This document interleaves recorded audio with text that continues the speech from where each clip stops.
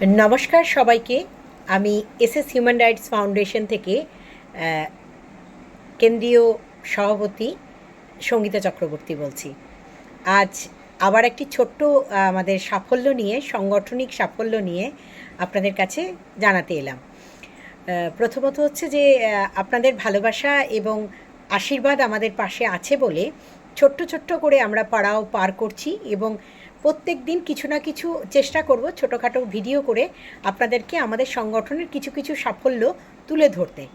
যেমন আজকেই আমি একটা ইনফরমেশন আপনাদের দিতে চাই, সেটা হচ্ছে দিকে দিকে মেডিকেল মাফিয়া, অর্থাৎ ইন্স্যুরেন্সের জগতেরও কিছু মাফিয়া যারা আজকে সমস্ত নার্সিংহোমগুলোতে একটা দালাল চক্র চালিয়ে রেখেছে যে আপনি যদি কোনো রকমভাবে মেডিকেল ইন্স্যুরেন্স করে থাকেন তাহলেও আপনাকে অ্যাপ্রুভাল না দিয়ে কিভাবে আপনার থেকে ক্যাশ টাকা নেব এবং পরবর্তী দিনে আপনাকে কোনোভাবেই হেল্প যাতে না করা যায়, কোনো নেতা, পুলিশ প্রশাসন সবাইকে সজাগ করে রেখে তারা এক ধরনের ক্যাশ টাকা লুট চালিয়ে যাচ্ছেন। এবং সবথেকে বড় কথা হচ্ছে, যদি আপনার ব্যাকিং বা হোল্ড না থাকে এবং যদি আপনি সত্যি নলেজেবল পারসন না হন, তাহলে কিন্তু আপনাকে দৌড়ে দৌড়ে ঘুরলেও আপনি কোনোভাবেই এই সফলতা পাবেন না যেখান থেকে আপনাকে মেডিকেল রিইম্বার্সমেন্ট হবে। অর্থাৎ আপনি ক্যাশলেস মেডিকেল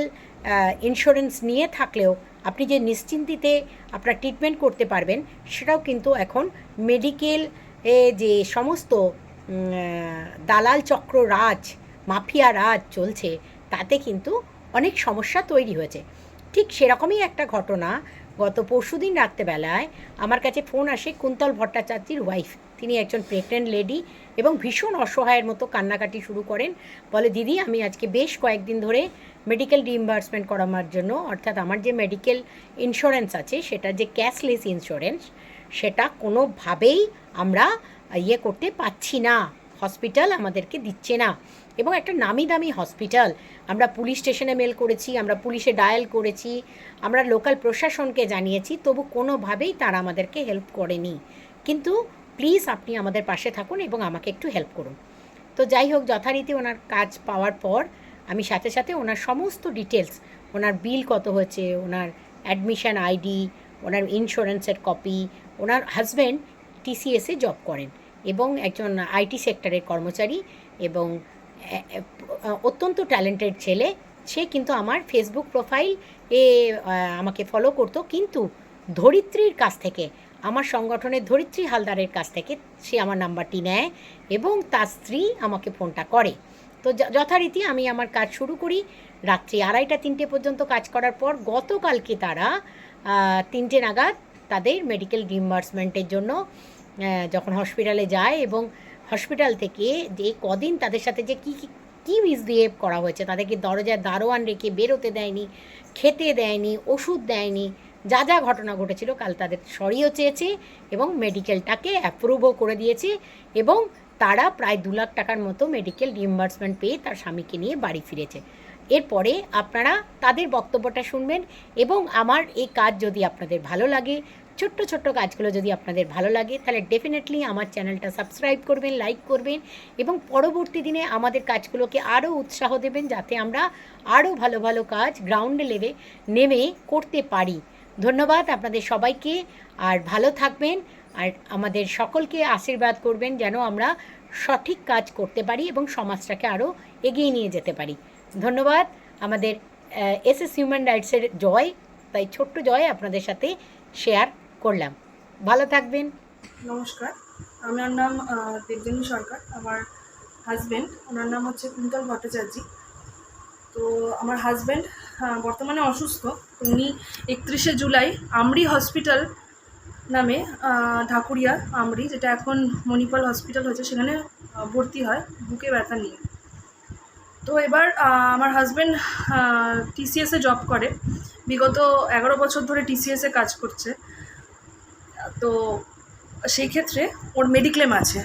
তো আমি সেই জন্যই আমরা ওকে অ্যাডমিট করাই আমরি হসপিটালে, যাতে করে আমরা সেখানে আমরা প্রথম দিন যেদিনকে ভর্তি করাই মেডিক্লেমের সব ডকুমেন্টস আমরা জমা দিয়ে থাকি।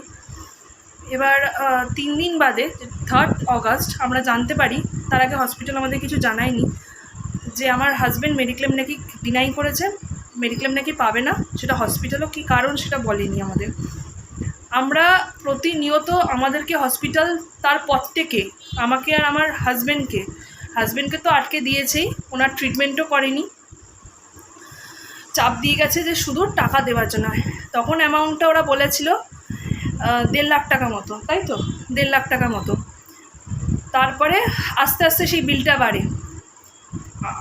আমি একজন বর্তমানে প্রেগনেন্ট মহিলা, 6 মাসের প্রেগনেন্সি।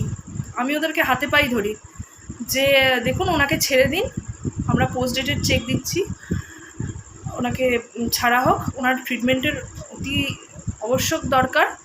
বাড়িতে নিয়ে গিয়ে আমরা আমাদের সামর্থ্য মতো ট্রিটমেন্ট করবো। আমাদের আর্থিক পরিস্থিতিও যে খুব ভালো তা নয়, আর প্রচুর খরচা, কারণ আমার নিজেরও একটা শারীরিকভাবে আমি নিজেও দুর্বল, তো আমার জন্য ট্রিটমেন্টের জন্য খরচা চলছে। তো সব জায়গায় ঘুরি, পুলিশের কাছে মেল করি, হাতে পায়ে ধরি, 100 ডায়াল করি, পুলিশ আসে, কেউ কোনো স্টেপ নেয় না। তো আমি পাগলের মতো ঘুরতে থাকি। আমার হাজব্যান্ডকেও সমানে হসপিটালের লোক এসে থ্রেট করে, হসপিটালের দরজার সামনে ওর সিকিউরিটি গার্ড বসিয়ে দেয় যে কী হলো, টাকাটা দিন, এরকমভাবে এসে মেন্টাল টর্চার করে, খেতে দেয় না, বিশাল বাজে ব্যবহার করে আমার হাজব্যান্ডের সাথে। তো ধরিত্রীদির থেকে আমি নাম্বারটা পাই, সঙ্গীতা দির। তো সঙ্গীতা দিকে আমি ধন্যবাদ জানাই। তো আমি সেটা সঙ্গীতা দিকে বলি, বুধবার দিন বিকালবেলা ওনার থেকে নাম্বার পেয়ে বুধবার দিন বিকালবেলা আমি সঙ্গীতা দিকে জানাই